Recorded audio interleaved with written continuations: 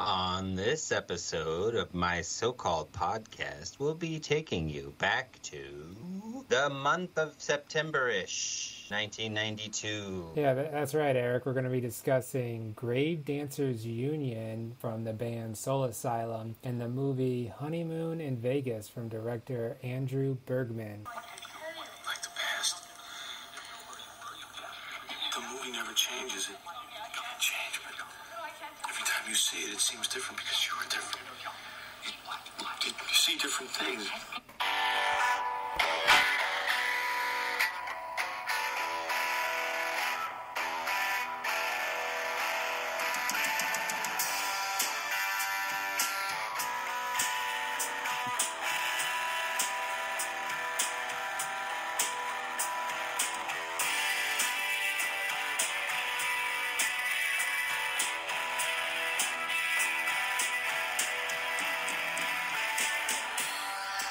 Welcome to my so-called podcast. I am Gary Linton. And I'm Eric Spiegel. That's right. Gary, it's been a minute. Too many minutes. Right. Our fans have become accustomed to the monthly drop, I'm sure. But when it stretches the boundaries of the month, I bet there's some sad my so-called headers stuff. I doubt that. So this is my so-called podcast. It's a podcast, the premiere podcast. It goes back into a week in the 90s. We talk about an album and a movie that were released within a month of each other. This week we are... I think we are the premier podcast that does that. Right. We're talking about almost a decade of podcasting, which is something else indeed. Yes, yes. Yes. So for a decade, we've been talking about the greatest decade, the 90s. We've wasted this whole actual decade talking about a past decade. That's right. So, and oftentimes we have our friends come and join us. This time is no exception. Scott Reithel, thanks for being on the podcast again. Thanks for having me. Great to be here. Yep. I've lost track of how many times I visited. So that's it's been you're a frequent contributor. In fact, you want to take over my... We used to count, but we don't anymore. So, this week we're talking about Grave Dancers Union by Soul Asylum. That was, Scott, I think you suggested that, right? Yes. And then we are talking about Honeymoon in Vegas because it was released within a month of Grave Dancers Union. And I may have been rushing through the calendar as I was picking stuff, but you know what? They're both from late summer, early fall, 92. Yeah, it's great. It's Eric. I'm just razzing you. I'm just doing a little razzing. I mean, it's a classic my so-called podcast razz. That's right. Okay. 1992. They were definitely, both things were released in 1992. Scott, what were you doing in 1992? Do you remember? Oh man. So that would have been, I guess, September would be the beginning of my junior year in high school. Oh, okay. All right. Yeah. Yeah. We both have kids that are juniors in high school, so that is correct. They're like what you were back in 1992. Whoa. They're not listening to Soul Asylum, probably? Yeah, I know. Well, they were tonight, right? That would be really puzzling. That would be really puzzling if anyone was listening to Soul Asylum by choice tonight. Yeah. No, you're right. It wasn't by choice. Well, I mean, but it wasn't choice for me either. No, me either. Twice. It wasn't by choice, twice. But sorry, Scott, go on.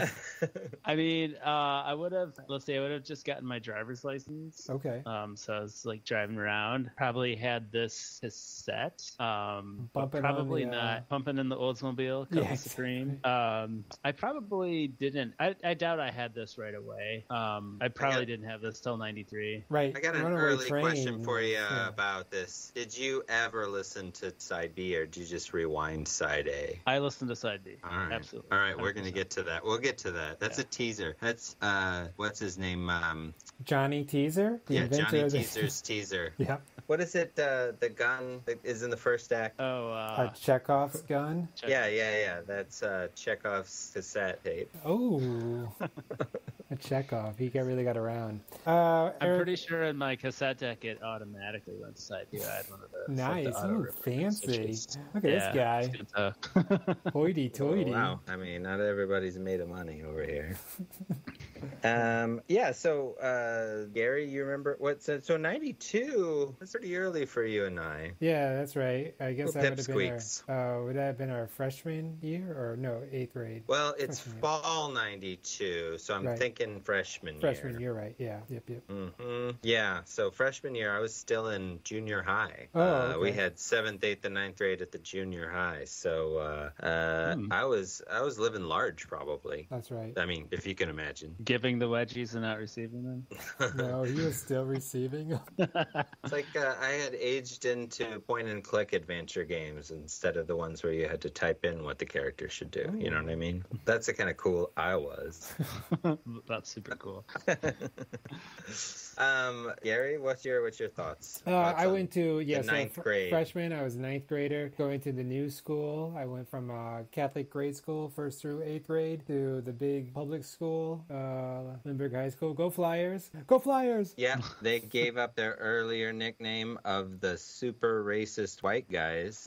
That's not bad, but my joke when I was there was like our mascot used to be the anti-Semites. It's a little tighter, I feel, but Sure. I mean, touchier these days. And also, I don't think it's expansive enough to encompass the bastardry of Charles Lindbergh, to be honest. Not a great person. Although, I have to say, I am impressed with the Spirit of St. Louis sitch. Like, that was some crazy crap that guy did to do that. But at the same time, not a great person. Well, I mean, he was willing to fly that to get away from all the other races. I gotta get away from the them. only way to be the only white person within 30 miles. To fly Anyway, myself. hey Gary, you know what that music means? Eric, I am not hearing any music. I don't know if it's Total Recall music. Shit, there's some sort of disabled voice isolation. Okay, I'm gonna do it. How about now?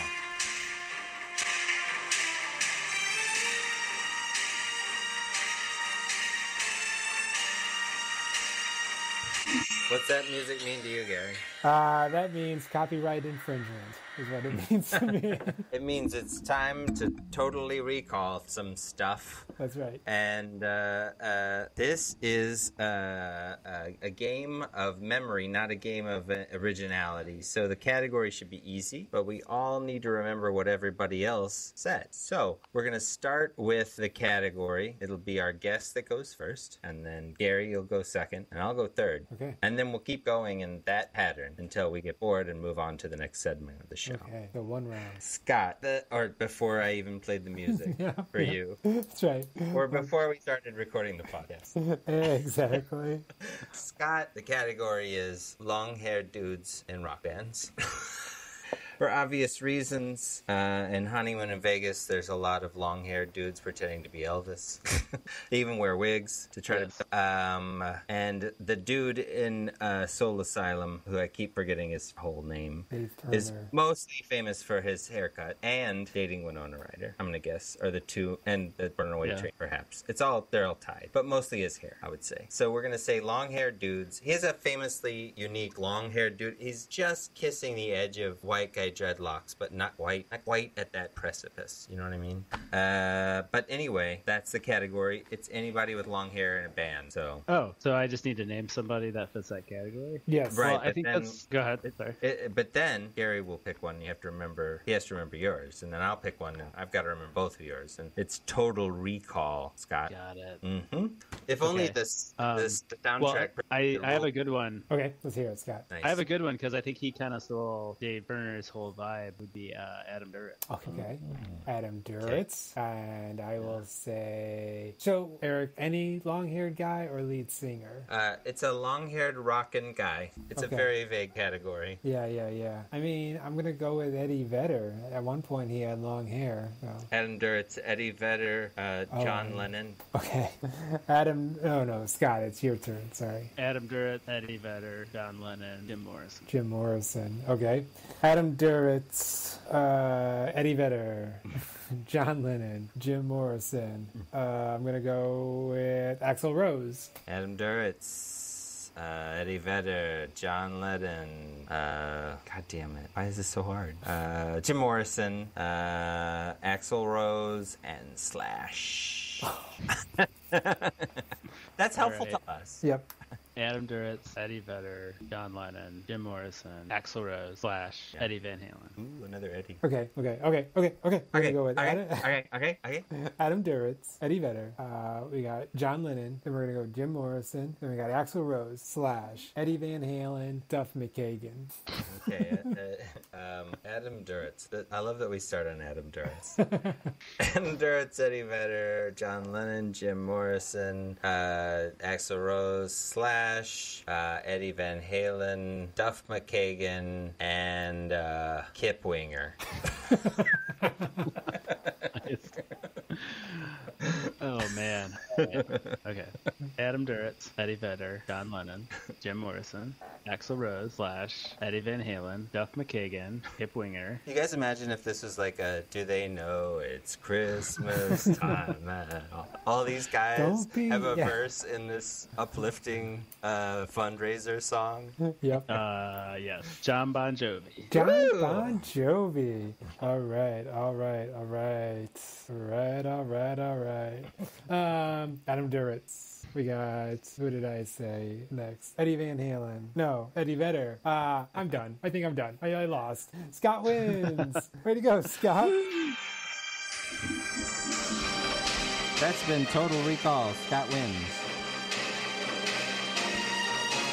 All right, well, I hope that puts everybody in the mood to talk about Grave Dancers Union. Makes me want to win? The Winger. You get to win a guest spot on our podcast. Yes. So before we get talking about Grave Dancers Union, we're going to talk about the songs that were on the radio. And I believe Eric Spiegel, my co-host with the most, has that list pulled up. And he's going to go ahead and tell you all the songs. If you think of some of the truisms, Scott, that you've learned in life, you know what I mean? Like from the Dalai Lama. Life goes too fast. Life is about the friends you make along the way. Life is a highway. Life is a highway is something we learned from a gentleman named Tom Cochran, who was sitting at number 10, 1992, late summer.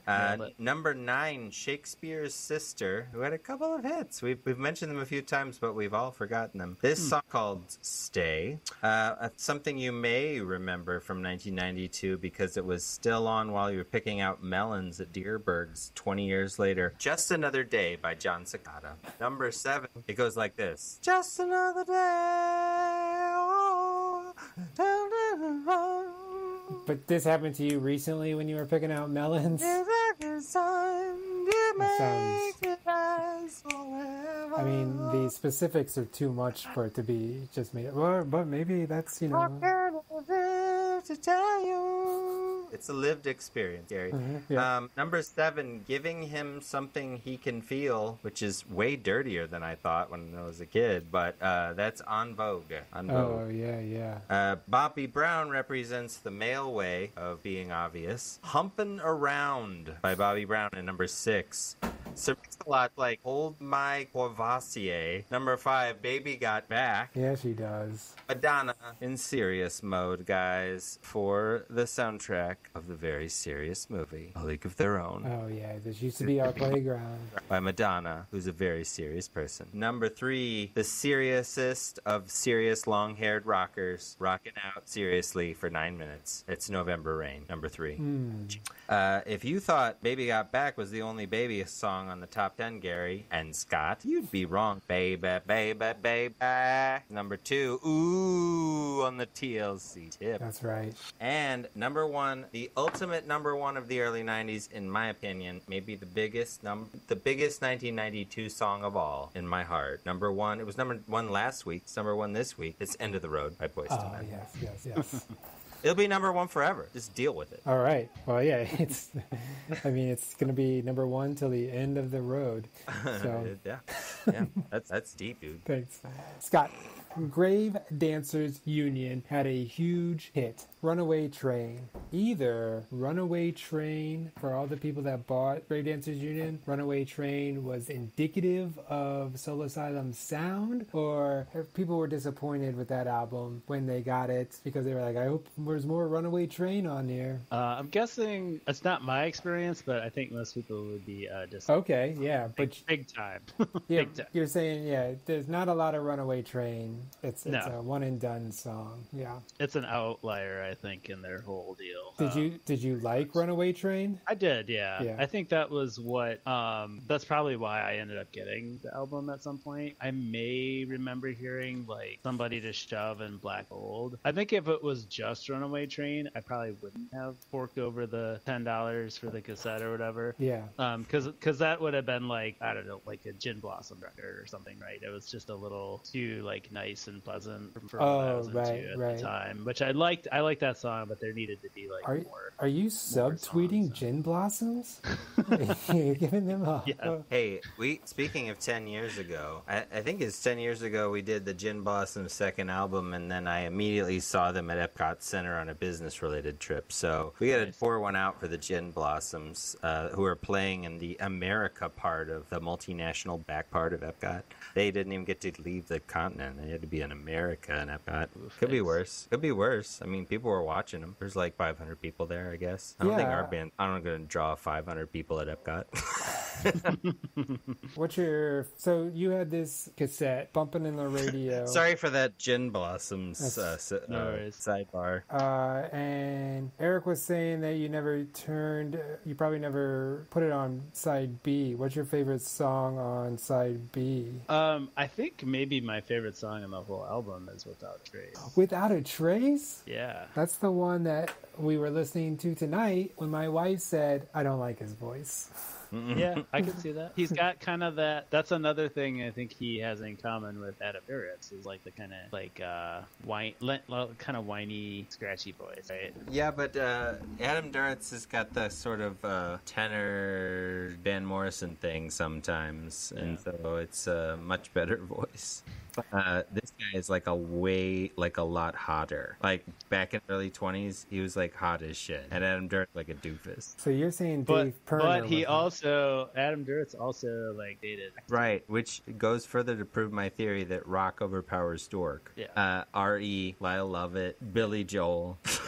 Numerous examples. I could go on. But I think the Winona Ryder Dave Pirner thing is really funny because it's like Winona Ryder was dating she was either dating Johnny Depp or this guy or like the most early 90s guy she could possibly find.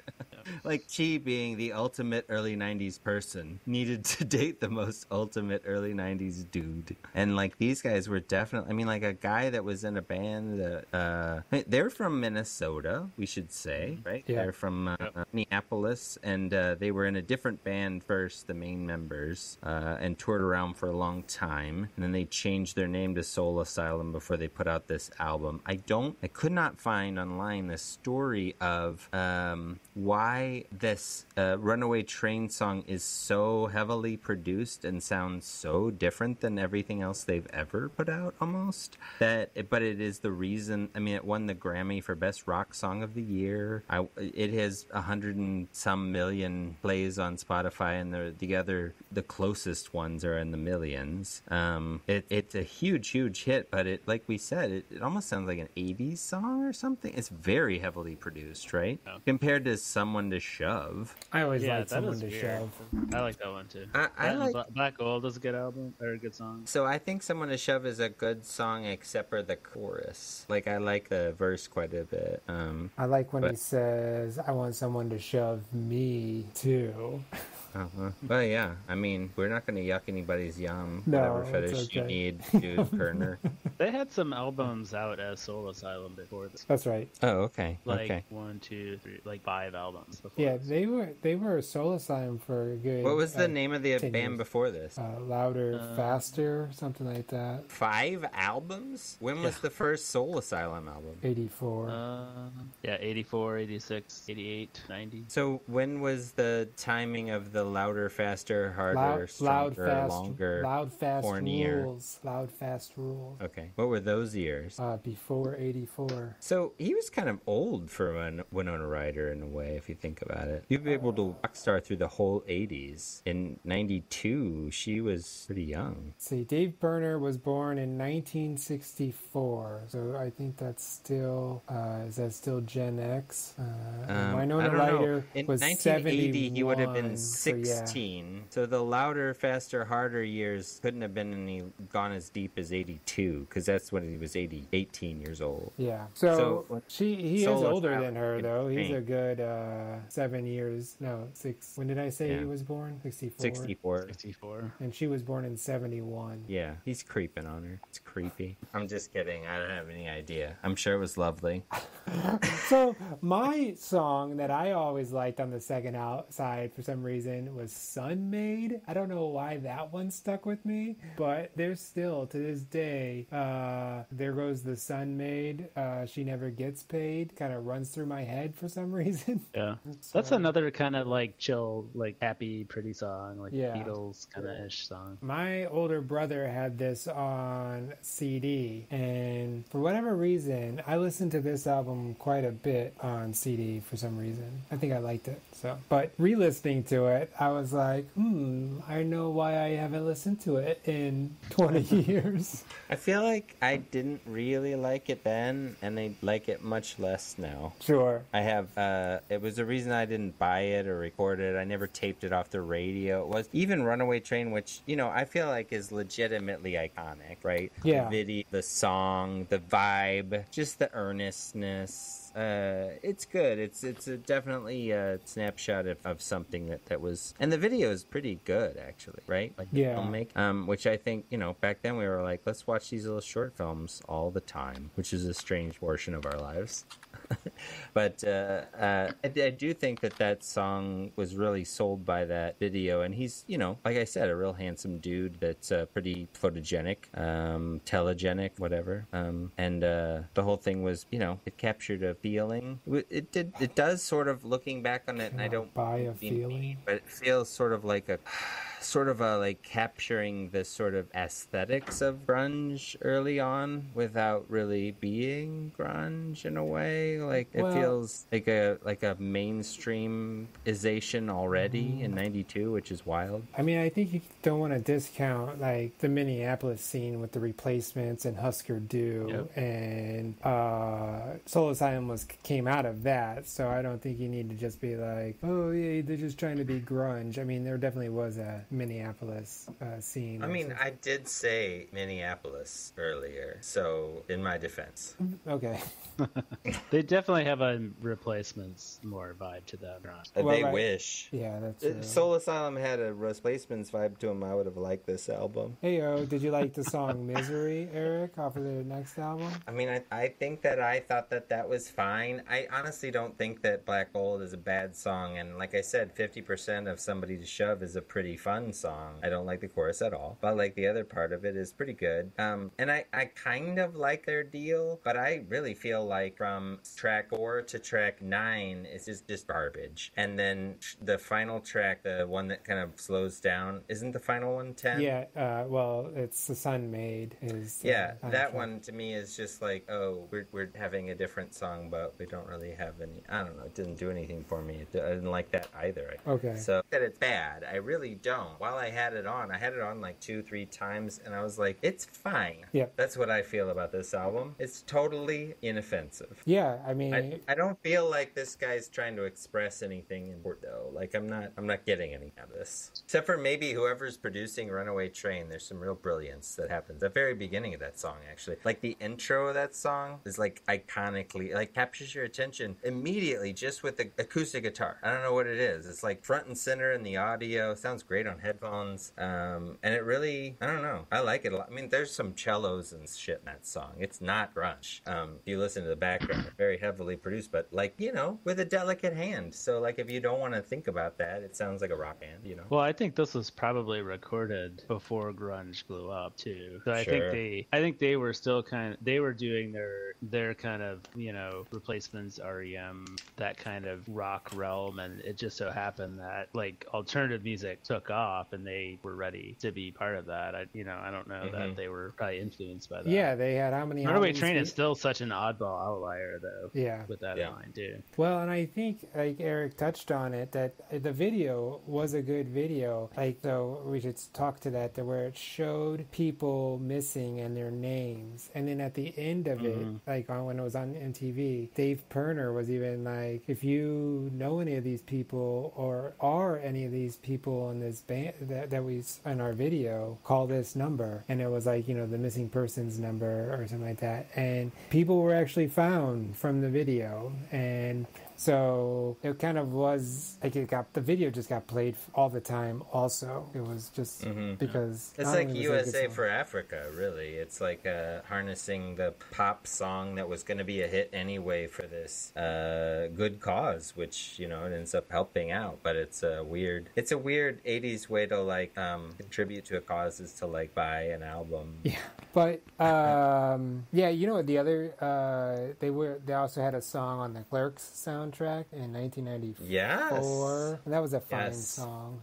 And actually, Dave Pirner was doing tons and tons of backup vocals and harmonizing vocals with lots of artists over the next couple of years, with a lot of people who seem to really enjoy the guy and enjoy his vocal stylings. I haven't found anything bad about the dude.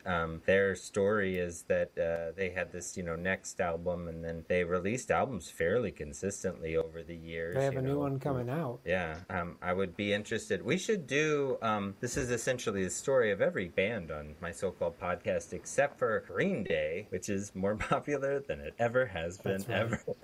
But most bands, it would be interesting to see like the seating capacity of the people on the Soul Asylum tour, for example, and see what these days. That's one reason why I thought to suggest them, is because they're coming to Del Mar Hall. Oh, in October. So. Oh man, I would definitely go see Soul Asylum at Del Mar Hall. That sounds great. You think Winona Ryder will be there? Probably sure.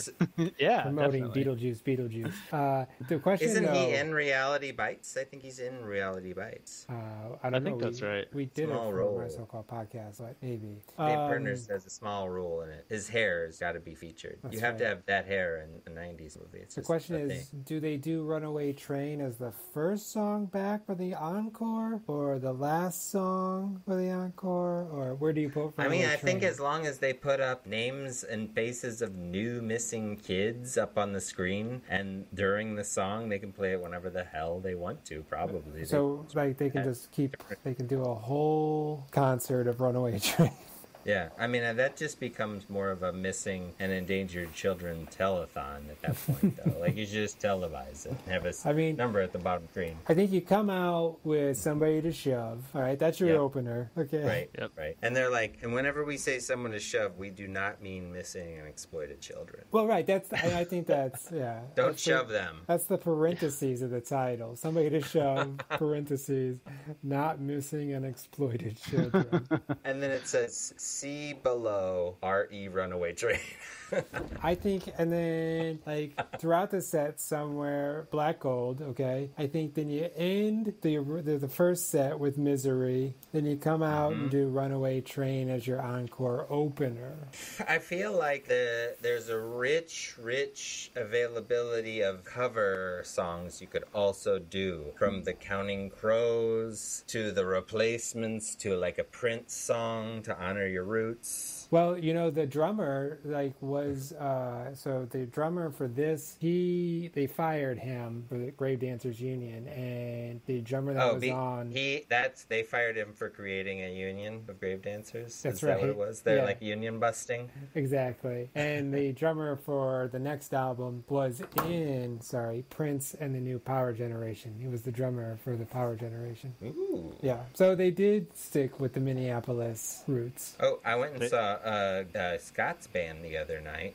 Four Old Guys and Eric, I think is what it's called. And the bassist for that band plays with Sunvolt. So Scott's pretty famous. Nice. Yeah, he's pretty good.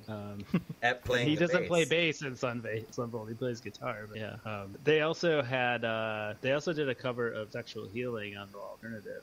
Well, there you go. There you go. Yeah. You know, we haven't done No Alternative on this podcast, but I think we should, because I feel like that was like one of the big letdowns for a lot of people for some reason. But I don't really remember what was on it. I mean, I have thoughts about that. The problem with the streaming area is that I don't think a lot of compilations are available. But we could do the compilation, but just listen to all of the songs. We can make a playlist or a YouTube or whatever. Yeah, see, so I'm looking up Apple Music, and sure, they have No Alternative as like in the catalog, but you can only listen to 3 songs. Sexual Healing by Soul Asylum is one of them, so there's that. I imagine the other ones are on YouTube, though, is my point. Yeah, I understand your point. But the one that I bought was DGC Rarities. Oh, because I needed Jamie by Weezer, and there's no other way. No other way. Well, now you can get it on the Blue Album reissue.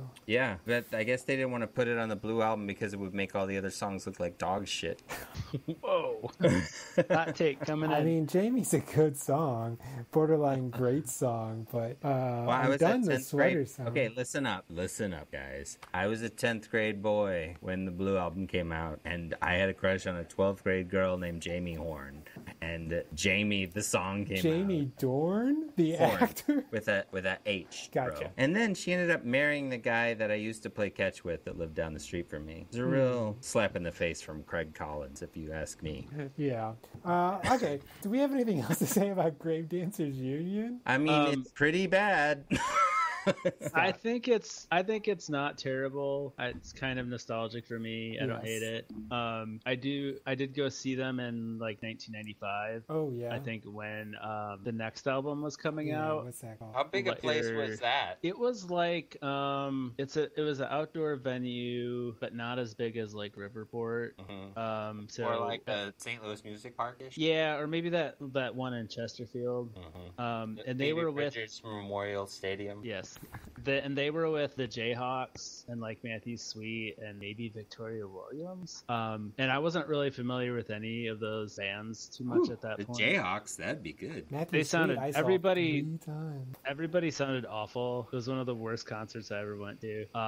And that next album was just, again, it was like just okay. It was even more just okay than this one. Let Your Dim Light Shine. Yeah, and that was pretty much it for Soul Asylum.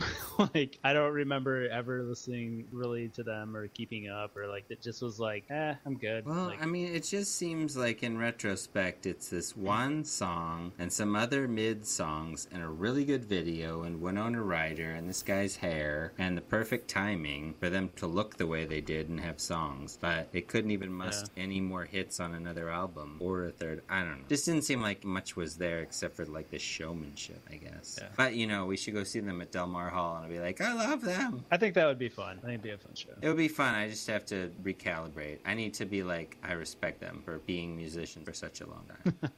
40 years. Okay, well, yeah. Be professional and I'll be happy.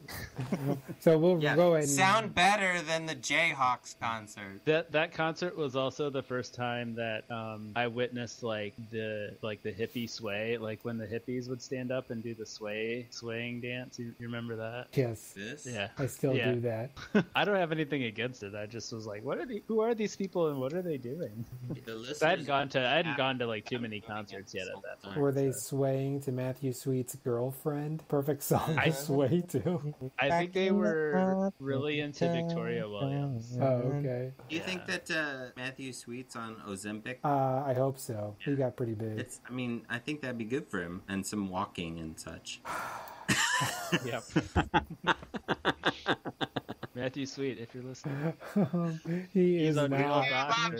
He doesn't like our podcast because Eric always fat shames him. So It's beyond that. I'm just concerned. all right, we're gonna rate Grave Dancers Union 1 to 4 stars. I mean, you can give it 0 stars if you want. Gary, what do these stars mean? 4 stars is a well-deserved classic status. 0 stars, you don't like it at all. Then in between, there's a range in between those. But I mean, you could also sort of blame your youth. That's some of the That's lower. true. I have some nostalgia for Grave Dancers Union. I'm going to give it 2, maybe 2.5 stars. Scott, how many are you going to give? I was thinking 2.5 also. 2.5. Okay. Eric, you have some stars for Grave Dancers Union? Yeah, I'm gonna give it 2 stars as well. It's all just Runaway Train, though, baby. Okay. You had a 2-star album just in that one song, and you didn't add to it. Come on now. Come on now. Come on, kids. Yeah. Hey, I have to say one thing about it. It's not too long. I like it. Yep, exactly. It was not too long. All right, well, we're going to take a break.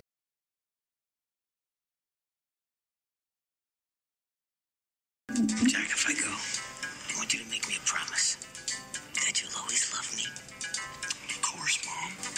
And you'll never get married. I need a commitment.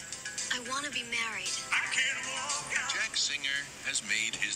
Let's just do it. Get on a plane, go to Vegas, and do it. Now. Jack is going to get married. You're serious? I must be. My legs are paralyzed. But a funny thing happened on the way to the wedding. Sorry, man. Straight flush to the jack. What's it called? Wise men say You owe Tommy Pullman $65,000. only fools rush it. Eddie, do you have a solution? I do. I want your girlfriend for the weekend. You brought me to Las Vegas and you turned me into a hooker, Jack! I'll be a perfect gentleman.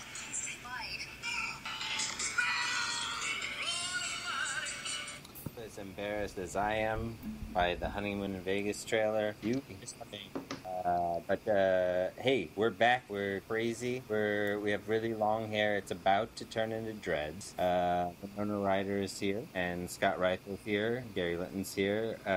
We've got director Andrew Bergman joining us. So welcome back to the podcast. Yeah, we're going to talk about the film that Andrew Bergman wrote and directed, Honeymoon in Vegas. But before we talk about that, Eric, is there something you wanted to say? No, I wanted to know if I was going to go see Honeymoon in Vegas, but I had already seen it. Was there anything else I could also go see at the theaters? Well, that's funny that you should ask. Yeah, these were the movies that were also at the theater, the top 10 movies that were playing the same week that Honeymoon in Vegas was playing. Number 10, Sister Act with Whoopi Goldberg as that singing nun. Hey, do you guys remember when Whoopi Goldberg was a singing nun? No, when was that? It was in Sister Act. Sister Act 2, Back in the Habit? I remember that. Oh, yes. But just pretend that Lauryn Hill wasn't in it and imagine it to be a little bit more like Harvey Keitel focused. Eric, I will never pretend that Lauryn Hill is not in anything. Nosferatu, starring Lauryn Hill. That's right. Number 9, Three Ninjas, the sequel to Two Ninjas. I thought it was the sequel to Surf Ninjas. I don't think it has to do with any of those. Is it related to Three Fugitives? Yeah. Oh, wow, yeah. That's a movie I haven't thought about, Three Fugitives. Number 8, Twin Peaks, Fire Walk with Me. Which was also something we could have done for this podcast, but I feel like we need a little warm-up. I don't know. It's incredible. The whole Twin Peaks-verse is amazing. So we have a lot of competition in Podcastville from Twin Peaks podcasts. It's like that's why we don't do the X-Files movies. Did they come out did an X-Files movie come out in the 90s? I think the first one was in 2000. Fight the Future was in 1998, my friend. I had the soundtrack on CD. Okay. I saw it at opening day at De Pere. Number 7 movie was already mentioned. Madonna had a song on the top 10 singles. Yeah, it used to be her playground. That's right. A League of Their Own. There's no crying. That's right. You got it. You still got it, Eric. Number 6 is a movie called Rapid Fire. That's the contender for the what the hell is that movie That's for the right. week. Rapid Fire. I couldn't tell you a goddamn thing about that movie. Nope. When student Sounds Jake... like something that maybe Jean-Claude Van Damme's in. That is exactly what I was thinking. That would be the only guess I would have. Might be. It is a Brandon Lee action movie, also starring Powers Booth. This is a pre-pro action movie. Gets a 6.3 on IMDb. It's relatively high, actually. There you go. Rapid Fire. Rapid Fire. Heard of it. 45% on Rotten Tomatoes. Powers Booth. Take note. Number 5 is Death Becomes Her. Robert Zemeckis when he was fun. Yes. Number 4 is Single White Female. Jennifer Jason Leigh when she was fun. Based on St. Louis's a St. Louis novelist's novel, Single White Female, which is that title would be very perplexing to your average everyday 24-year-old, right? Yes. Like, what does that even mean? It's actually kind of racist, right? I guess, yeah. I don't know. I'm just looking for another white girl to live with. That's right. Number 3, Pet Sematary 2. Pet Harder. That's right. Number 2, very good movie, Unforgiven. Yeah, Best Picture winner, Unforgiven. You take away a man's life, you take away all he's got, all he's ever going to have, Gary. That's right. And then the number 1 movie that week was Honeymoon in Vegas. That blows my goddamn mind, this piece of shit movie. I was kind of looking for Wayne's World in there somewhere. That's earlier, and that came out in March. It ruled the spring box office. By this point, people were thinking about buying that VHS for $20 and maybe buying a backup copy when that one broke. Got it. I don't even have a gun, let alone many guns, that would necessitate an entire rack. The cool thing is that Laura Flynn Boyle was in Wayne's World and Twin Peaks. That's right. Yeah. Oh, you can't say that about too many people. No, you can't. I feel like Rob Lowe could have. Wait. He could have been Agent Cooper, maybe. He had to be some sort of rapist, honestly. Let's be very clear about Rob Lowe's behavior in the 90s, at least. I don't think he was a rapist, but he was definitely sexually perverse. Let's move on. Today we'll be talking about a big film, a huge film. Andrew Bergman's film he made 2 films before Striptease. Andrew Bergman's film he made 2 films after Oh God, You Devil. This is a weird career. I'm going to tell you that right now. Andrew Bergman made a movie called It Could Happen to You, which was originally called Cop Gives Waitress $2 Million Tip, and it does have Nicolas Cage in it in straightforward, sincere mode rom-com. Really more polished, a really more Sleepless in Seattleized kind of rom-com, and that I liked quite a bit. Striptease is nothing like that. That's just a while. I don't even know where we can go from that. But we're here at Honeymoon in Vegas, a very 80s movie in my opinion that got made in 1992, which has the star of Sex and the City, Sarah Jessica Parker. It's got Nicolas Cage, everybody's favorite weirdo. It's got James Caan, who I would say is ramping up for his performance in Bottle Rocket with this one, as far as outfits and weirdo-ness, which I enjoyed, to be honest. And 90 minutes, it gets in, gets out, flying Elvises. What did you guys think? Is that your either-or question to Scott? Either this movie... No. Sorry, let me rethink that. Gary, either there was too much Nicolas Cage in this movie or not enough Nicolas Cage, if you know what I mean. And I think you do. So Scott's going to answer that question. Scott, too much Nicolas Cage? Not enough.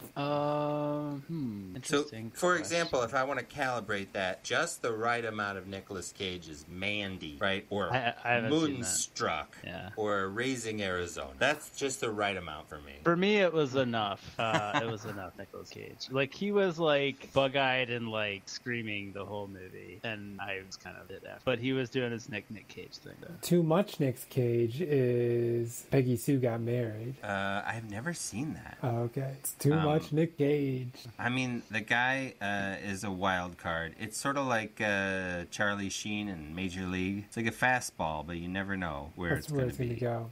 Scott, have you seen Honeymoon in Vegas before we watched it for this podcast? I feel like I saw it around when it came out. Okay. And have not thought about it for 1 second since then. Now, It seems to me that everybody involved in this movie wants it to go away. It is a weird precursor for somebody who won the Best Actor trophy just a few years later for Leaving Las Vegas. And it's a very strange, very sort of women are property role for the star of Sex and the you know what I wrote? I wrote, that's a very indecent proposal that James Caan is making. So when did that come out? Spring of I this thought of that too. I don't know when that came out, but it's very similar movies. It's kind of like Goodfellas and My Blue Heaven. Let's have the same idea, but make a drama and a comedy on the same idea. Hey, nice day for a mo. Indecent Proposal came out in 1993. So Honeymoon in Vegas got scammed by Adrian Lyne once again. That's right. Remember when Adrian Lyne made that sexy version of Oh God, You Devil? No. It didn't happen. Okay. I also want to get another bit of information out real quick. Is just that young Elvis is Bruno Mars. And you know, Alicia called that instantaneously. Yeah. She's like, is that Bruno Mars? And I was like, yes, that's Bruno Mars. Because I had seen that age Bruno Mars interviewed on MTV by Pauly Shore on the internet one time. That's right. Like, it was like a 2-minute thing where Pauly Shore's interviewing 6-year-old Elvis impersonator Bruno Mars, who is, I mean, I do. So what do you guys think about the Elvis Las Vegas thing that they have going on in this movie? Because I feel like he's trying something. We should say this is a movie about a man whose mother told him to never get married For unknown reasons. no one would ever love him like her. And somehow this doesn't make him just roll his eyes. He's got a problem about it. Right. And this is why he's not marrying his girlfriend. And he is Nicolas Cage, we should say. Well, she we should is also say very young Sarah Jessica Parker. And a man who comes in to sweep her off her feet is 1992's James Caan. So, right. First, the mom is Anne Bancroft, which is kind of like, come on, Mrs. Robinson, you get her for this part? And I mean, the only other more famous cinematic MILF might be Marty McFly's mother. Or Jennifer Connelly. No, not Connelly. Jennifer Coolidge, who is the actual titular MILF of American Pie. Jennifer Connelly from Little Children. I think she's a mother in that. Jennifer Connelly, once they have kids in A Beautiful Mind. That's right.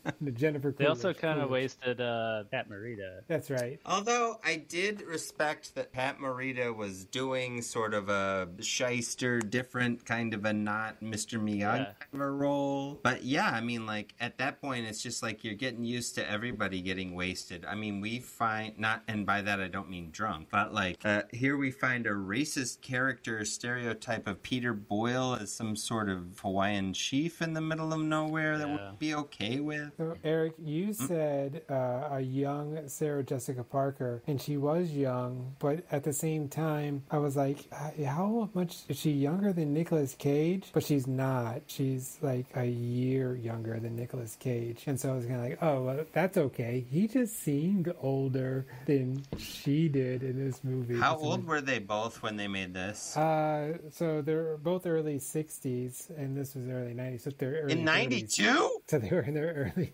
30s. They look great! I probably could have phrased that better. So they're in their early 30s. Well, you know, honestly, if they played that up a little more, like if they had said, we're a little bit older, a couple. Biological clock is ticking. And my biological clock is ticking. James Caan is older, but I'm also in my 30s. Like, you could have done something with that a little bit more. Mm-hmm. Like, they've had a string of boyfriends or girls. He could have had a string of girlfriends that he lets down because he can never commit. That's why he's older. How can we make his job as a private eye more cartoonish? I just want to pump it up a little bit more cartoonishly, guys. Yeah, and she was like a nothing character. A cipher. A misogynistic cipher. She read book. We know that. She's not even interesting enough to be a manic pixie dream girl, Scott. No, that is true. The Andrew Bergman's doesn't have enough imagination to make her a manic pixie or a dream girl. She's just sort of a cute, nice person. She does like serve him drinks during poker, I think, and goes on spy stuff with him. He likes that she reads, although so does James Caan. Do you find the romance at the beginning of this story convincing? No.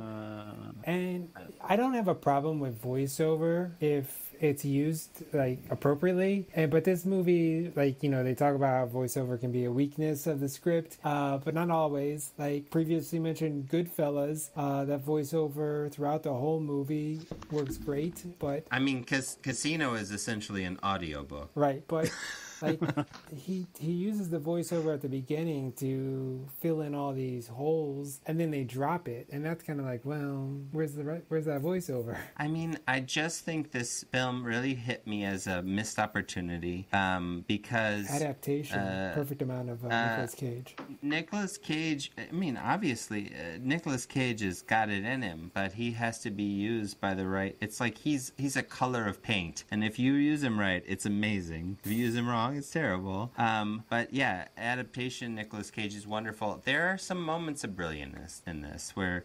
the daughter's like, it's so nice to see him so in love. Yeah. And you go, oh, that is so nice to hear.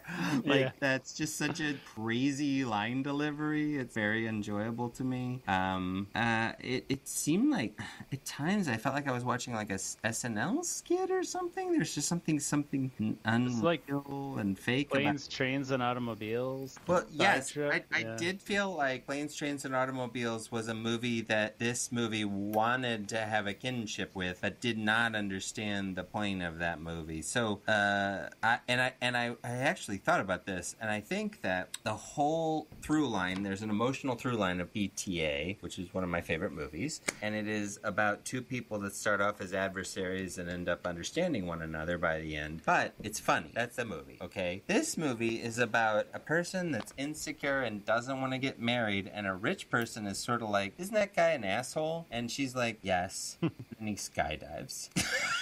And that's what saves it, right? That's like, oh, he jumped out of a plane. So I mean, everything's okay now. I mean, James Caan is a piece of shit. He sets up a poker game that Nicolas Cage willingly goes to, right? So he's an easy target. And do you guys think that he fixed the game or not?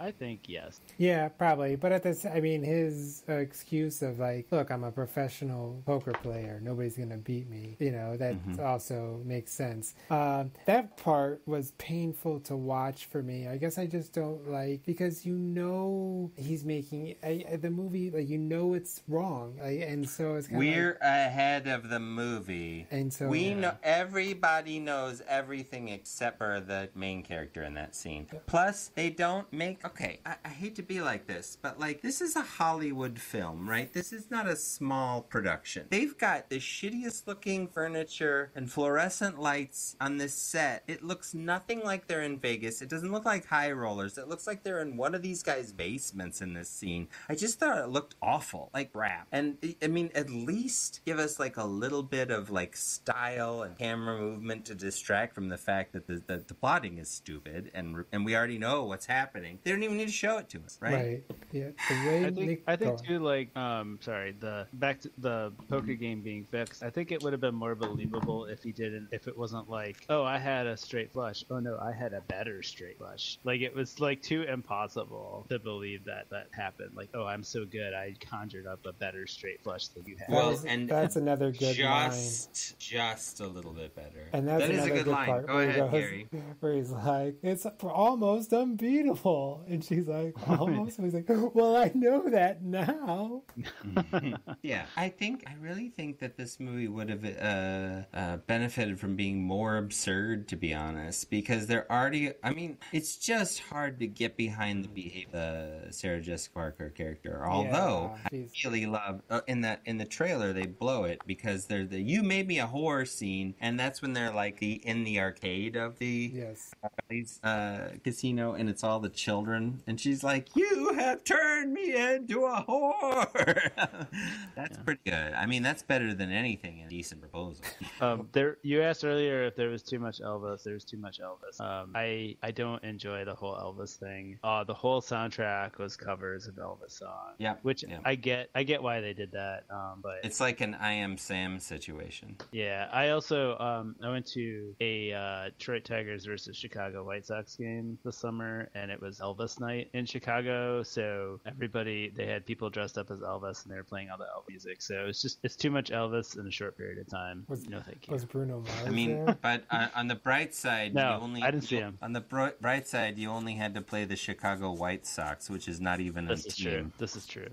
I was pleasant. One thing I was surprised and helped me enjoy it was that they went to Hawaii in the movie. Yeah. And I went there this summer, so some of that, like the airport, was familiar. It was kind of cool to see that. I did think that the cinematography really picks up in Hawaii. The scenes in the apartment that's like open air, and the scene at the on the cliffs on the beach whenever he says like women lose their shit here, they're like all horny or whatever ridiculous thing he says. But like it's very beautiful, those scenes, and I think it really captures the exotic beauty. Film Hawaii. It's like, come on. Yeah, they don't drop the ball though. Like I do feel like it looks like they're shooting in Hawaii, which is the best you could hope for. Yeah. Like it looks like they knew what they were doing, and it is pretty. And I do feel like that does actually help to show that she's seduced by this. She's used to rooftop playgrounds in Manhattan and shitty hotels in Vegas, and her boyfriend ignoring her at the pool, which is overcrowded, which I love. There's so many people at that pool.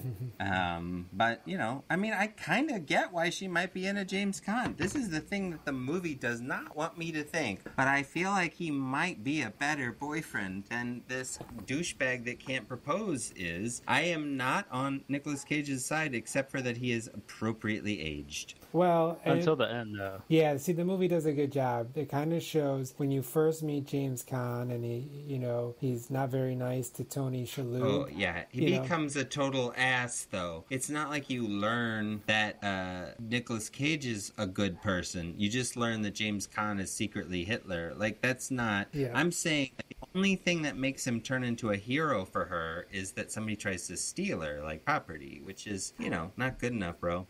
Yeah.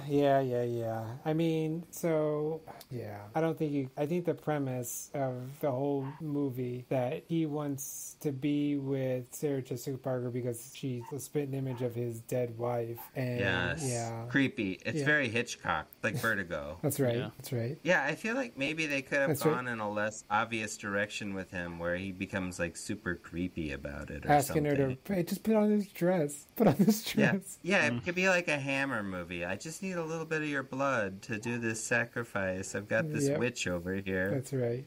I mean, I think that James Caan is very convincing in this role. I think he's really doing his best. I think he's also very miscast. Like, Robert Redford in Indecent Proposal still is smoking hot. And a lot of people would be like, yes, I would leave my poor Woody for my hot Robert Redford, right? But James Caan is not correctly cast here. I don't think many people would leave their Nicolas Cage for their James Caan. Well, I think it's not so much.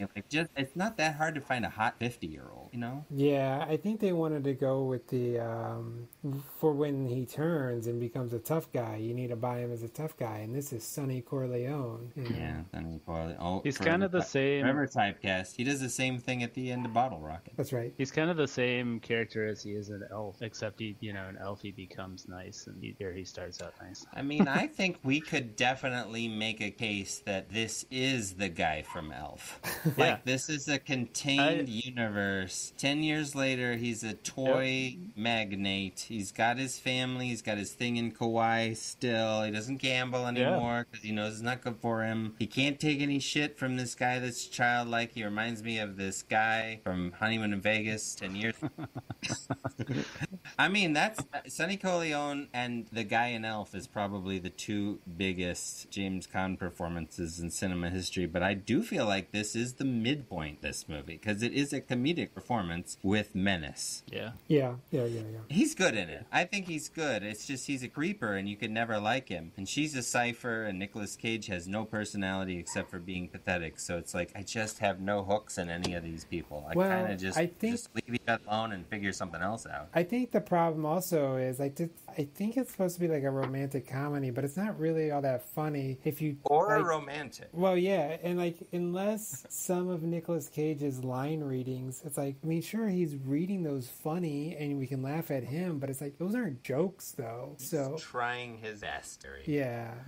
So nice to hear. Right. See, and that's good. And he pulls that off. But it's like, was that a joke that it was in the script? No, that they Andrew didn't write Bergman any was like- jokes. They didn't write any jokes for him. I don't know. No. I honestly think Andrew Bergman thinks he's Woody Allen. He's so insightful about this neurosis that's what's funny. But so he doesn't write any jokes. But they brought in Ben Stein too for some brief comic relief. Oh, you're right. So you're right. Yeah. That was supposed to be funny. Whenever you go to the airport to buy your ticket to fly that day and you're irritated by the line, remember that joke from this very current movie? Oh, come on. You can't hold that against this movie. You can't hold 9/11 against this movie. Listen, I also enjoyed... I can't be certain that this movie isn't somehow implicated. Yeah. Go on, Scott. I like how somebody can like get into a plane and just like a bunch of Elvis impersonators are like, oh yeah, here's a parachute. You could just jump out of the plane. No, before that, he preparation, just training. runs out on the tarmac with a sign, a poster board that says Las Vegas, Like which he's I hitchhiking. think is hilarious. Like, wouldn't that be awesome if you could do that? Like, I'm kind of wanting to go to Auckland, New Zealand, so I just put that on a sign and run out into the tarmac. Auckland or bust. That's right. Meepos or bust. It's me, Belt. No, he has USA or burst. That's right. And then he gets on a wagon, and then he meets Cousin Larry. Is there any other explanation to that? Is it some sort of refugee status? Why is he coming? Yeah, I don't remember the reason why. That's for hijinks. He's got hijinks that need to ensue. One step ahead of Yakov Smirnoff in the humor category. Well, should we rate Honeymoon in Vegas, Andrew Bergman's quote-unquote film? Oh, the other cameo, before we rate it, I also want to call out Seymour Castle, Mr. Fleischman, or Mr. Fletcher, Max Fletcher, right? He's wearing two sets of sunglasses, one over his toupee and one on his eyes. Yeah. That's a pretty sweet look. Right. I just feel like there's some bunch of silly people in that group, and then there's like the guy that James Caan bosses around that's always eating. Mm-hmm. He's kind of funny, but it's like everybody's kind of funny, but if they were just more funny, the movie would be more entertaining. Right. Like everybody gets a little bit more interesting or funny in the midst of the hijinks. Like I get the hijinks. The hijinks make sense. It's not like I'm confused. I think the bald guy in the card game was like a basketball coach or something, dude. Like Jerry Tarkanian. I think he was like a NCAA coach in the 90s. So it's like an inside joke. Yeah, and I think too, like you mentioned SNL. I think what's his name, the old announcer Don Pardo, was the announcer for the Flying Elvises. Oh, I love that. I don't know that for sure, but that's who it sounded like. I call it S and L. S and L. Saturday and Live. It's Saturday and Live. S and He's the old announcer for S and L. S and L. Nice. Yeah. Well, can we rate it now, Gary? Yeah, we For can the rate love it of God. now. 4 stars is like, if you look at this movie and you're like, this reminds me of some of the best romantic classics of history, like Sabrina from 1995. Or if you look at this and you're like, this movie is not very romantic, like Antichrist, that movie by what's his name? Lars von Lars Trier. von Trier. Or this movie is somewhat romantic, like The Notebook. Or this movie is pretty romantic, like French Kiss. It doesn't have to Meg- be about romance. Scott, how many stars do you give Honeymoon in Vegas? I gotta go with a 1 star. 1 star? Yeah. I'm going to give it 2 stars, I think, still. It was fine. I didn't hate watching it. But it was like, yeah. I mean, Nicolas Cage had some funny stuff. Anne Bancroft, Seymour Castle, James Caan, they're all charismatic performers. And so it's like, yeah, I can watch these people do stupid stuff. So, all right, 2 stars. Eric. I'm going to give this 2.5 stars, and I'm going to tell you why. Okay. Because if you were in a hotel room and you turned the TV on and you couldn't change the channel, but you could turn it on and off and the volume worked, and you just wanted to watch something before you went went to sleep. This is a great movie. Yeah, this would be fine. Cabin, Airbnb, and they have 2 movies on VHS, and one of them is broken, and the other one is Honeymoon in Vegas. This is a fine thing to put on that night. One night that you're there. You have to be at the place for one night. So it's a 2.5 star in that very situation where there's absolutely nothing else to watch, but you do want to watch something. Do I have a book to read? No. Or a Soul Asylum cassette? So you can watch the album cover of the Soul Asylum cassette as much as you want, but you have to turn on Honeymoon in Vegas in the background. I'll probably just go to sleep. I feel like it's fine, but I felt like I didn't need to watch it at all. Like, there's nothing to recommend here, but there's nothing to, like, warn you away from either. Yeah. I was saying to Gary, like, if I had to purchase this... I did. I had to pay $15 to watch this because I don't understand the dark web, and it's on Apple for $14.99 to buy. Did you not get the link? I don't know what you're talking about. Okay, so if I had to pay $15 for this, I would have my daughters watch it because of the Hawaii connection, and it's like kind of a romantic setup of some sort. So I think they would probably be like, "Yeah, I'll watch this thing," and they probably would be like, "It's fine." But otherwise, I would not really recommend it. Yeah, I mean, I like Leaving Las Vegas better. Yes. The harder R, though. That's right. Well, all right. This is another episode of my so-called podcast. Scott. It sure has been. Yeah. Do you have anything to plug? I don't, no. Scott, do you have any causes you want to plug? We aren't watching the debate because we're recording this, so should we human rights at least? I mean, I'm for human rights. I'll also mention I am actually going to Las Vegas on Monday. Whoa!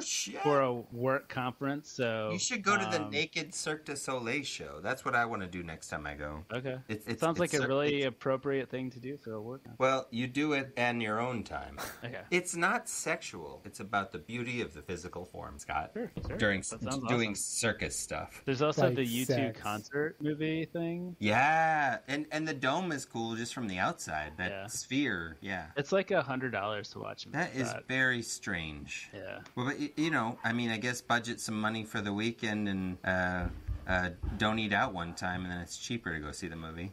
There you go. We'll see. I'll be on the lookout for Elvis's. Get a foot-long sub, have half of it, put the other half in the fridge. That's 2 meals. Gary, this is my life hack for Vegas. I don't have to look out for any indecent proposals. That's right. Well, yes, but your prostitution budget just went through the roof. Well, thanks for listening to another episode of my so-called podcast.